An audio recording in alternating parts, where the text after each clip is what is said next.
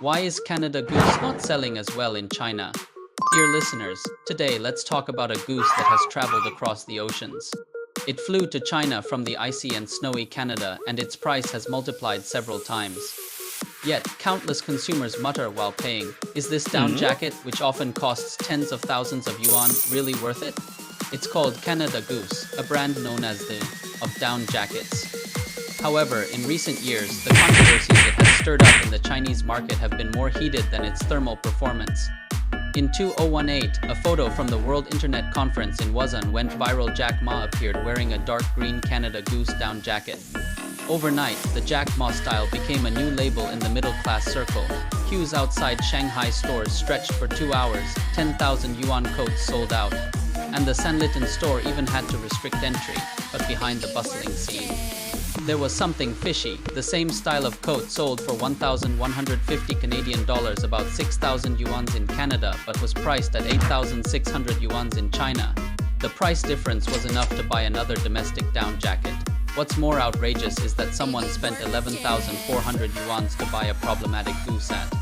Shanghai IFC. The logo was embroidered with wrong threads, the stitching was crooked, and there was a pungent odor. Want to return it? The clerk pulled out a statement. All products in mainland China stores are non-refundable.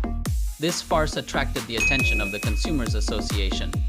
The investigation found that Canadian and American stores support 30-day unconditional returns and exchanges, while in China only 7 days are allowed, and it is required that the product is unopened and unused. Official media criticized sharply, treating Chinese consumers differently.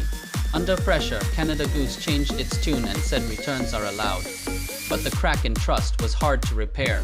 The bubble of the down myth. It bragged in advertisements that it uses the warmest Canadian Hutterite down, but ended up being fined 450,000 yuan. The regulatory authorities have irrefutable evidence. The warmth of down is only related to the maturity of the birds, not the origin. What's more embarrassing is that 83% of the goose clothes are actually filled with duck down. Luxury marketing tactics, with celebrity endorsements from Putin and David Beckham, placements in more than 300 movies, and the story of being specially used for polar expeditions told in an exaggerated way.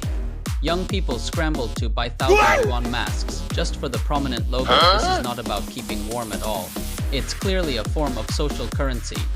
The cost 转价 game, 30% import tariff plus the exorbitant rent of local direct sale stores. The number of stores in China is the highest in the world, all of which are finally passed on to the selling price.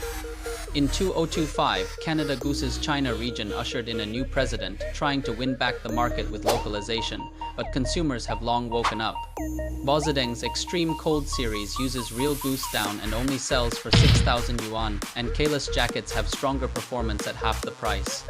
When domestic products use technology to tear off the premium filter, that high-flying Canada Goose should also think, is the era of harvesting money by telling stories coming to an end? I'm AinFad. You can comment, forward, and leave a message for me.